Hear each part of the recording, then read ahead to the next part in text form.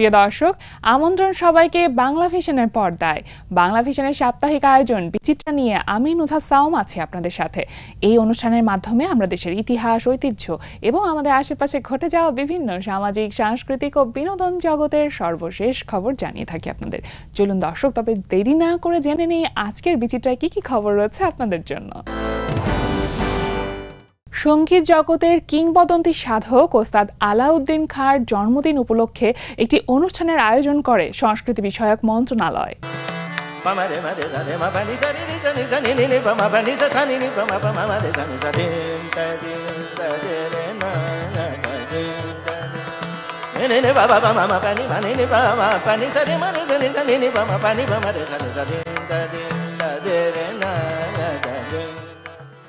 সংস্কৃতি বিষয়ক মন্ত্রণালয়ের উদ্যোগে বাংলাদেশ শিল্পকলা একাডেমির ব্যবস্থাপনায় সম্প্রতি পুরানো ঢাকার লালবাগ কেল্লা চত্বর উপমহাদেশীয় শাস্ত্রীয় সঙ্গীতের কিংবদন্তি পুরুষ ওস্তাদ আলাউদ্দিন খাঁর ১৬৩তম জন্মবার্ষিকী উদযাপন অনুষ্ঠানের আয়োজন করা হয়।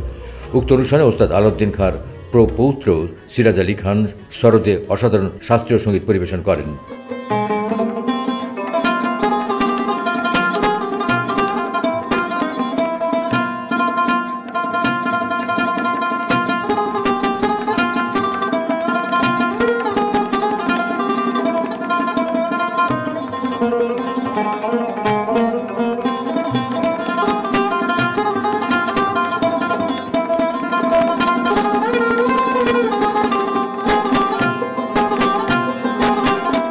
এছাড়া ওস্তাদ আলাউদ্দিন খাঁর জীবন ও কর্মের উপর নির্মিত প্রামাণ্যচিত্র প্রদর্শিত হয়। এরপর খেয়াল ও সঙ্গীত পরিবেশন করেন পণ্ডিত অসিত দে ও বাংলাদেশের নবীন প্রজন্মের শিল্পীবৃন্দ এবং ওস্তাদ আলাউদ্দিন খাঁর প্রপৌত্র সিরাজ আলী খান। মৈত্রী সরকারের সঙ্গীত পরিচালনায় অনুষ্ঠানে রাগ কিরওয়ানি পরিবেশন করেন বেঙ্গল পরম্পরা সঙ্গীতালয়ের শিক্ষক ও শিক্ষার্থীবৃন্দ। বাংলাদেশ সরকারের কয়েকটি মন্ত্রণালয়ের উপদেষ্টা সহ অনুষ্ঠানে উপস্থিত ছিলেন Japan, Italy, China, Pakistan, Bharat, Philippines, Botswana ও ইউনেস্কো সহ বিভিন্ন দেশের দূতাবাসের প্রতিনিধিবৃন্দ।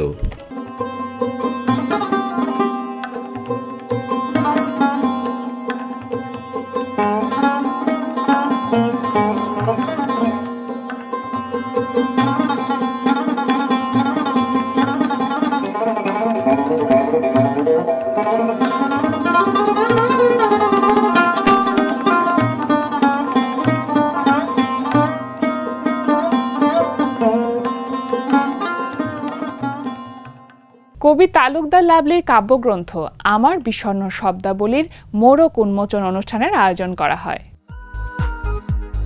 ১১ অক্টোবর শনিবার বিকেলে বিশ্ব সাহিত্য কেন্দ্রে অনুষ্ঠিত হল লেখক তালুকদার লাভলির লেখা কাব্যগ্রন্থ আমার বিষণ্ণ শব্দাবলীর পাঠ উন্মোচন। অনুষ্ঠানে প্রধান অতিথি ছিলেন গণপ্রজাতন্ত্রী বাংলাদেশ সরকারের সিনিয়র সচিব ও কবি নিয়ামতুল্লাহ ভূঁইয়া। অনুষ্ঠানের উদ্বোধন করেন অর্থনীতিবিদ ও গণনীতি বিশ্লেষক ডক্টর দেবপ্রিয় ভট্টাচার্য। প্রধান আলোচক ছিলেন বাংলাদেশ শিল্পকলা একাডেমির মহাপরিচালক কবি রেজাউদ্দিন স্টালিন। এছাড়া অনুষ্ঠানে গ্রন্থ সম্পর্কে আলোচনা করেন কথাশিল্পী হরিশঙ্কর জলদাস, কবি ডক্টর শামীম রেজা, কবি ডক্টর গৌরাঙ্গ মহান্ত, প্রফেসর আহমেদ রেজা প্রমুখ। আমার লেখালেখি চলেছে, বিভিন্ন পত্রপত্রিকায় লিখেছি। আর বইয়ের ক্ষেত্রে আমার প্রথম উপন্যাস প্রকাশিত হয়েছে 2008 সালে, তদবিরে তকদির, এবং সেটার যে লোক গবেষক ডক্টর আশরাফ সিদ্দিকী, তার হাত ধরেই তিনি ভূমিকা লিখেছেন এবং তিনি আমাকে বলতে গেলে আনুষ্ঠানিকভাবে এই সাহিত্য অঙ্গনের আমার প্রবেশ। ডক্টর আশরাফ সিদ্দিকী, প্রয়াত ডক্টর আশরাফ সিদ্দিকী, তাকে আজকের এই দিনে আমি শ্রদ্ধার সঙ্গে স্মরণ করছি। নানান আনুষ্ঠানিকতায় শিল্পকলায় অনুষ্ঠিত হলো নাট্য সংগঠন স্বপ্নঘর আয়োজিত নাট্যোৎসব 2025। 12 অক্টোবর রবিবার সন্ধ্যায় বাংলাদেশ শিল্পকলা একাডেমির স্টুডিও থিয়েটার হলে নাট্যোৎসবের আয়োজন করে সাংস্কৃতিক সংগঠন স্বপ্নঘর। উনি একজন বিজ্ঞ সম্মানিত মানুষ, কিন্তু উনি যে পেশায় কি করে তার কোনো হদিশ খুঁজে পাওয়া যায়। এইসব লেখকদের নিজস্ব কোনো জ্ঞান বুদ্ধি বলতে কিচ্ছু নেই। ওরা অন্য লেখকদের 8-10টা বই থেকে কপি কাট পেস্ট করে নিজে একখান বই লেখা নিজেদের নাম দিয়া চালায়। উৎসবের আলোচনা পর্বে উপস্থিত ছিলেন মৈত্রী থিয়েটারের সভাপতি নিয়াজ আহমেদ, নাট্যযোদ্ধা আবু নাসের রানা, স্বপ্নঘরের সভাপতি ফয়সাল আহমেদ সহ আরও অনেকেই। 24-এর গণ উদ্বোধনের পরও স্বপ্নঘর 25-এ এসে এই ধরনের একটি অনুষ্ঠান করতে পারছে, এর জন্য আমরা খুবই আনন্দিত। এবং আমরা মনে করি বাংলাদেশ শিল্পকলা একাডেমি এবং সাংস্কৃতিক বিষয় মন্ত্রণালয় এই যে সহযোগিতা করে থাকে, এই সহযোগিতার ধারা অব্যাহত রাখবে। কারণ একটি সংগঠন তার নিজস্ব গতিতে চলতে গেলে অর্থের যোগান প্রয়োজন। স্বপ্নঘরে আমাদের যে স্লোগানটা হচ্ছে সুন্দর স্বপ্নের সাথে, আমরা যেটি মনে করি যে আমরা সবসময় একটা সুন্দর স্বপ্ন দেখি, সুন্দর ভাবনা দেখি। আমি চাই যে আমাদের এই দেশটি যেন সাংস্কৃতিক একটা পরিমণ্ডলে আবদ্ধ থাকে, এবং আমি বিশ্বাস করি যারা সংস্কৃতির সঙ্গে যুক্ত থাকে তারা কখনোই আসলে খারাপ কাজ করতে পারে না। অতিথিদের সংক্ষিপ্ত আলোচনা শেষে শিশুদের অংশগ্রহণে হয় আবৃত্তি ও নৃত্য পরিবেশনা। সব শেষে হয় নাটক প্রদর্শনী। সাদা পালক বকরা যেথায় পা ছড়িয়ে থাকে, জল ছাড়িয়ে দল হারিয়ে গেলাম বনের দিক, সবুজ বনে হরিক টিয়ে করে রে ঝিকমিক, বনের কাছে এই মিনতি ফিরিয়ে দেবে ভাই। এতে একাধারে 3টি নাটক প্রদর্শিত হয়। প্রথমে মঞ্চস্থ হয় ফয়সাল আহমেদ নির্দেশিত নাটক টক্করের, পরে নিয়াজ আহমেদ নির্দেশিত নাটক চা অথবা কফি। সবশেষে মঞ্চস্থ হয় স্বপ্নঘরের নাটক বুদ্ধি। এর বিভিন্ন চরিত্রে অভিনয় করেন স্বপ্নঘরের শিল্পীরা। বিশ্বের অন্যান্য দেশের মতো বাংলাদেশেও নানান আয়োজনে পালিত হলো বিশ্ব ডাক দিবস। সময়ের সাথে সাথে পরিবর্তন হয়েছে অনেক কিছুরই। এই যেমন দেখুন, একসময় চিঠির অপেক্ষায় মানুষ বসে থাকত, প্রিয়জনের হাতে লেখা চিঠিটা পেলেই আনন্দে মনটা ভরে যেত। আবার একই সাথে কারো চোখে দেখা যেত কষ্টের পানি। সেই চিঠির সঙ্গে যুক্ত ছিল এক টুকরো রঙিন ইতিহাস। প্রযুক্তির চরম উৎকর্ষে চিঠি প্রায় হারিয়ে গেছে আজ।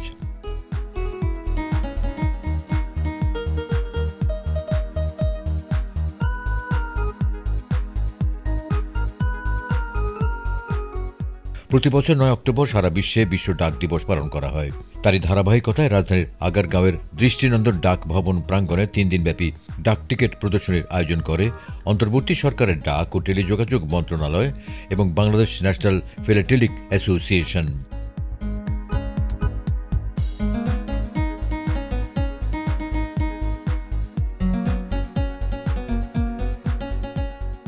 বছর জুড়ে নানা প্রদর্শনী হলেও জাতীয় পর্যায়ের ব্যতিক্রম এই আয়োজন একেবারেই ভিন্ন।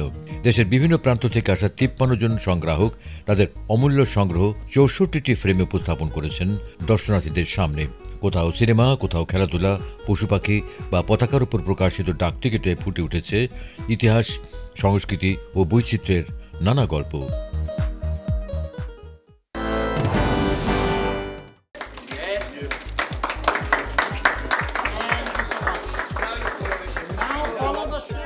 পনেরো অক্টোবর বুধবার সন্ধ্যা থেকে ঐতিহ্যবাহী হোটেল ইন্টারকন্টিনেন্টাল ঢাকাতে প্রথমবারের মতো শুরু হয়েছে আনলিমিটেড স্টেক ফেস্টিভ্যাল। বেঙ্গল মিটের সহযোগিতায় ইন্টারকন্টিনেন্টাল ঢাকার দ্য এম্বার রুমে আয়োজিত মিটস অ্যান্ড বিটস আনলিমিটেডের উদ্বোধনী উৎসবে উপস্থিত ছিলেন হোটেলের ঊর্ধ্বতন কর্মকর্তা সহ বাংলাদেশস্থ কয়েকটি এম্বাসির প্রতিনিধিরা। ইন্টারকন্টিনেন্টাল ঢাকা সবসময় এটা আমাদের রেকগনিশন আছে। আমরা বিভিন্ন অ্যাওয়ার্ড পেয়েছি আমাদের ফুডের উপরে, সার্ভিসের উপরে। সো এইটাই, এবং আমাদের প্রিভিয়াস যে ফেস্টিভ্যালগুলোর সাকসেসগুলোর ধারাবাহিকতায় সবাই আমাদের গেস্টরা আমাদের চুজ করছে, এবং সবাই এই জন্যে আপনি দেখতে পাচ্ছেন যে আমাদের রেস্টুরেন্ট সব ফুল। কারণ তারা জানে Intercontinental Dhaka stands for consistency and we provide the best food and service in the city. ভিন্নধর্মী এই ফেস্টিভ্যাল বিশেষভাবে স্টেক প্রেমীদের জন্য আয়োজন করা হয়েছে, যা চলবে 16 থেকে 25 অক্টোবর পর্যন্ত। সাংস্কৃতিক সংগঠন জেমস অফ নজরুলের প্রতিষ্ঠা বার্ষিকী উপলক্ষে সম্মাননা প্রদান ও একটি সাংস্কৃতিক অনুষ্ঠানের আয়োজন করা হয়। 11 অক্টোবর শনিবার সন্ধ্যায় দিল্লি স্টার মিলনায়তনে নজরুল সঙ্গীত সন্ধ্যা নির্ঝরণীর শীর্ষক একটি সঙ্গীতানুষ্ঠানের আয়োজন করা হয়। জেমস অফ নজরুল আয়োজিত অনুষ্ঠানে জাতীয় কবি কাজী নজরুল ইসলামের প্রতি শ্রদ্ধা জানিয়ে নজরুল সঙ্গীতে বিশেষ অবদান রাখায় এবার নজরুল সঙ্গীত শিল্পী ডক্টর নাশিদ কামাল ও যন্ত্রশিল্পী সুনীল চন্দ্র দাসের হাতে ফুল দিয়ে শুভেচ্ছা ও সম্মাননা প্রদান করা হয়। তো এই ধরনের পুরস্কার মানুষকে আরও উজ্জীবিত করে, তার কর্মের জন্য আরও এগিয়ে যেতে সাহায্য করে। বিশেষ করে আমার বন্ধু সাদিয়া আফরিন মল্লিক যে জেমস অফ নজরুল শুরু করেছে, শুরুর থেকেই তাদের সাথে অনেক সময় থেকেছি যতখানি পারি। তো তারা যে এই পুরস্কারগুলো কল্পনা করেছে, তাতেই আমার মনে হয় যে আমাদের জন্য একটা নতুন উৎসাহ হয়েছে। এ পর্যন্ত 40টির কাছাকাছি আমরা সমবেত সঙ্গীত করেছি। প্রায় 100 খানিক শিল্পী নিয়ে প্রতিটা অনুষ্ঠানে চেষ্টা করেছি আদি সুরে এবং আদি রেকর্ড ফলো করে নজরুলের ভাবনাকে সামনে রেখে গানগুলো পরিবেশন করতে, এবং একক প্রায় 250-র উপর আমাদের গান রেকর্ড করেছি এবং আমরা প্রচারের চেষ্টা চালিয়ে যাচ্ছি। সংগঠনের প্রতিষ্ঠাতা নজরুল সঙ্গীত শিল্পী সাদিয়া আফরিন মল্লিকের তত্ত্বাবধানে আয়োজিত অনুষ্ঠানে সম্মাননা প্রদান শেষে সমবেত সঙ্গীত ও একক সঙ্গীত পরিবেশন করেন সংগঠনের শিল্পীরা। নাট্যদল নাট্যকেন্দ্রের প্রতিষ্ঠাবার্ষিকী উপলক্ষে নাটক প্রদর্শনী ও আলোচনা অনুষ্ঠানের আয়োজন করা হয়।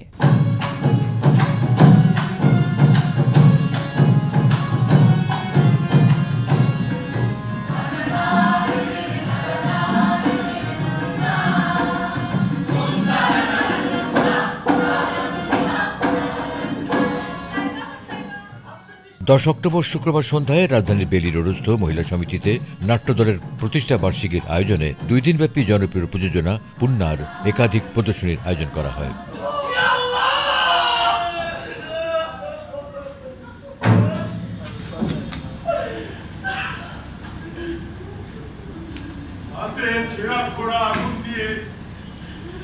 গ্রামবাসী পথে ঘাটে নেমে আছে, একটা লোক কাছাকাছির নিচে পড়ে আত্মচিৎকার করে, কেউ কেউ ওদিকেও যায়। একটা গরুর মাথা গোয়াল ঘরের বেড়ায় লেগে ঝুলে আছে, গরুর দেহটি গোয়াল ঘরে নেই।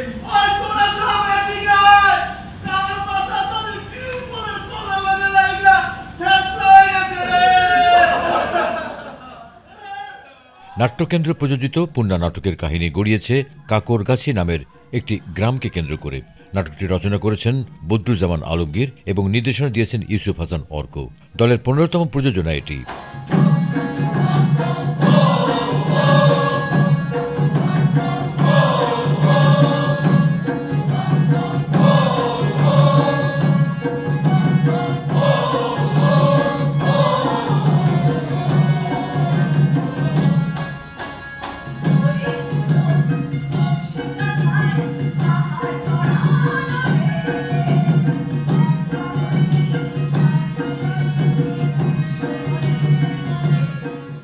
নাটকের কাহিনীতে দেখা যায় একজন নারী ও একজন পুরুষের ভালোবাসার মাত্রা ভিন্ন মাত্রায় প্রতিভাত হয় এবং সমাজ নারীকে সব পাপের জন্য অঙ্গুলির নির্দেশ করে।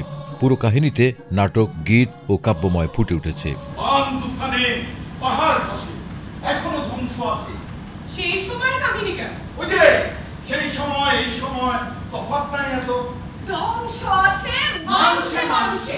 নাটকের বিভিন্ন চরিত্রে অভিনয় করেছেন জোনা চৌধুরী, ইকবাল বাবু, শেখ মাহবুবুর রহমান, হিমেল, সাইফুল, হাবিব মাসুদ সহ অনেকেই।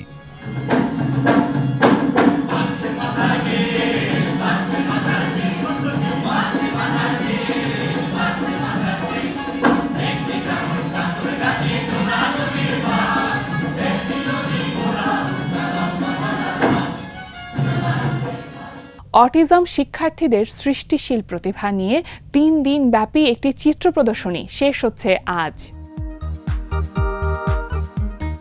বিশেষ চাহিদা সম্পন্ন শিশুদের সৃষ্টিশীল প্রতিভা বিকাশের লক্ষ্যে রাজধানীর শফিউদ্দিন শিল্পালয় গ্যালারিতে 13 অক্টোবর সোমবার বিকেলে একটি প্রদর্শনীর আয়োজন করে অটিজম ওয়েলফেয়ার ফাউন্ডেশন। কাননের স্বপ্ন বাগানে রঙের খোঁজে এই প্রতিপাদ্যে আয়োজিত এই প্রদর্শনী উদ্বোধন করেন মানবাধিকার কর্মী ও নারী সংগঠক শিল্পী খুশি কবির। এ সময় আরও উপস্থিত ছিলেন ঢাকা বিশ্ববিদ্যালয়ের চারুকলা অনুষদের সহযোগী অধ্যাপক কান্তিদেব অধিকারী, ফাউন্ডেশনের chairperson professor doctor Sharmin Yasmin, vice chairperson স্থপতি আনিকা তাবাসসুম সহ আরও অনেকেই। আলোচনা শেষে ফিতা কেটে উদ্বোধন করে শিশুদের আঁকা প্রদর্শনী ঘুরে দেখেন অতিথিরা। ফাউন্ডেশনের প্রতিষ্ঠাতা ও পরিচালক প্রয়াত মাসুম কবিরকে উৎসর্গ করা এই প্রদর্শনীতে শিশুদের আঁকা প্রতিটি ছবিতে তাদের মনের রঙিন সুপ্ত বাসনা ও লুপ্ত প্রতিভা ফুটে উঠেছে। সমাজে একটা খুব একটা খারাপ ধারণাই থাকে যে অটিস্টিক বাচ্চারা বা বিশেষ চাহিদা সম্পন্ন শিশু যারা, তাদের মনে হয় কোনোই প্রতিভা নেই, তারা মনে হয় কিছুই পারে না। তো অতএব অনেক বাবা মাই তাদেরকে আসলে বাসার ভিতরেই রেখে দেয়, অনেক কিছু থেকে বঞ্চিত করে। কিন্তু ওদেরকে সুযোগ দিলে ওরা কিন্তু অনেক কিছুই পারে। যেমন এখানে একটা প্রমাণ আছে, আপনি দেখতে পাচ্ছেন যে এখানে প্রায় 150টির মতো ছবি ঝুলানো আছে। এগুলো কিন্তু আমাদের বাচ্চাদেরই করা। প্রত্যেকটা কিন্তু এক একটার থেকে অসাধারণ। তো প্রত্যেক বাচ্চার ভিতর একজন শিল্পী লুকিয়ে আছে। আমাদের শুধু এটা চেষ্টা যে ওই শিল্পীকে সবার সামনে তুলে ধরা। প্রিয় দর্শক, দেখতে দেখতে চলে এলাম আয়োজনের একেবারেই শেষ পর্যায়ে। বিনোদন জগতের সর্বশেষ খবর জানতে, এছাড়াও ইতিহাস ঐতিহ্যের সাথে থাকবেন বাংলা ভিশনের সাথেই। এই প্রত্যাশায় শেষ করছি আজকের আয়োজন। আল্লাহ হাফেজ।